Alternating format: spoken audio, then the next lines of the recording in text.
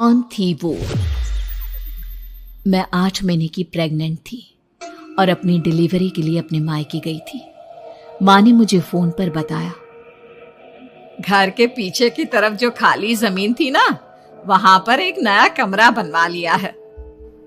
इतने सालों के बाद जैसे ही अपने घर में कदम रखा, कुछ अलग सा लगा। माँ, ये घर के पीछे की तरफ नया कमरा बनवाने की क्या जरूरत थी? अरे बेटा, घर के पीछे दूर दूर तक खाली जमीन है। तेरे पापा को कई दिनों से लग रहा था कि यहाँ पर एक कमरा बनवा लेंगे तो ताजा हवा मिल जाया करेगी। अब तो ये सब छोड़ और चल जल्दी से दूध पी ले। माँ, मैं थोड़ी देर में पी लूंगी, आप सो जाओ। मैंने दूध का गिलास उठाकर उस खिड़की में रख दिया। पता नहीं कब आंख लग गई। अचानक से खिड़की के पल्लों के खड़कने की तेज आवाज आई। दूध का गिलास धड़ाम से जमीन पर आ गिरा। जमीन पर गिरते ही दूध का रंग लाल हो चुका था। मैंने खिड़की से झांक कर बाहर देखा। चारों तरफ धूप अंधेरा था। उस अंधेरे की तरफ से कुछ आवाजें आ रही थी, जैसे छोटे बच्चे आपस में खिलखिलाकर मस्ती कर रहे हो।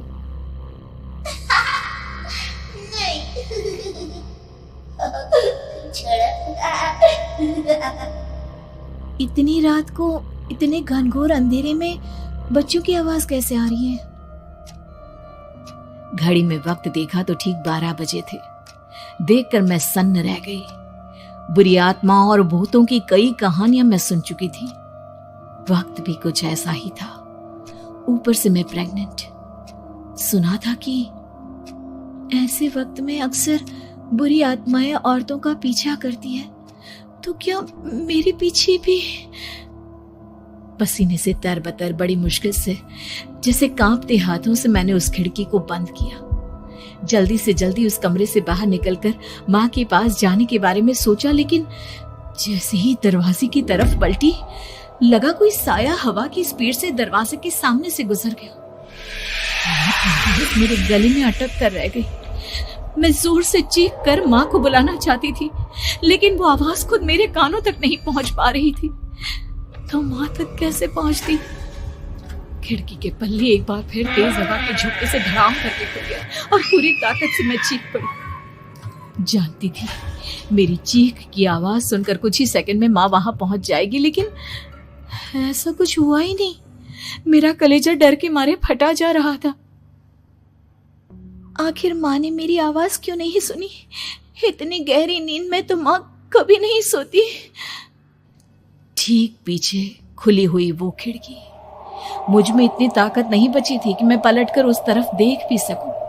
हवा का एक सनसनाता हुआ झोंका उसी वक्त मेरे कानों से आकर टकराया। लगा जैसे किसी ने दबी हुई आवाज में धीरे से मुझसे कहा, चली जाओ यहाँ से। मैंने दोनों हाथ अपने कानों पर रख लिए और एक बार फिर ताकत लगाकर जोर से चीखने की कोशिश की। माँ! पापा! मेरी आवाज उस कमरे की दीवारों से टकराकर वापस मुझे ही सुनाई दे रही थी।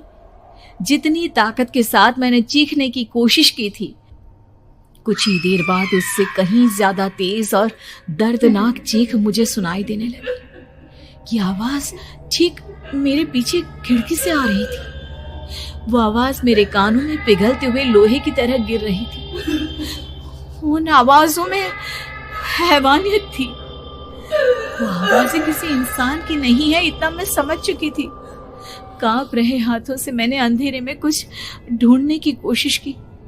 तभी अचानक मेरा हाथ बेड पर रखी टॉर्च पर पड़ा।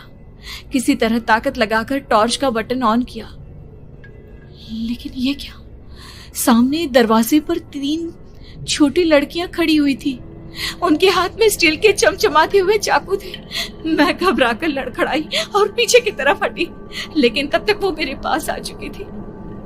उनकी गर्दन टेढ़ी थी और उनके हाथों के वो चाकू मेरे पेट को निशाना बनाने को तैयार। मैं जोर से चीखी, नहीं, छोड़ दो मेरे बच्चे को, मत मारो, मत मारो, छोड़ दो मेरे बच्चे को। सोनाली, क्या हुआ बेटा? तू इतनी डरी हुई क्यों है? उठ बेटा, क्या हुआ? हड़बड़ाकर मैंने अपनी आंखें खोली। देखा तो दिन निकल आया था। माँ मुझे जगा रही थी। मेरा चेहरा पूरा पसीने से लथपथ था। क्या हुआ बेटा, तुमने कोई बुरा सपना देखा क्या? मैं अभी तक अपने पूरे होश में नहीं थी। वो मेरे बच्चे को मार देगी माँ। वो लड़की मेरे बच्चे को। मैंने घबराकर अपने पेट को छुआ। सब कुछ ठीक था। और वो दूध जो रात को यहाँ पर गिर गया था, उसका रंग लाल हो गया था। माँ ने हंसते हुए दूध का गिलास मुझे दिखाया। तुमने दूध पिया ही नहीं, पूरा का पूरा ऐसे ही रखा हुआ है। तुमसे कहा था ना सोनाली, सेहत के लिए लापरवाही ठीक नहीं बेटा। लेकिन मैंने तो सब कुछ अपनी खुली आंखों से देखा था। ये सपना कैसे हो सकता है?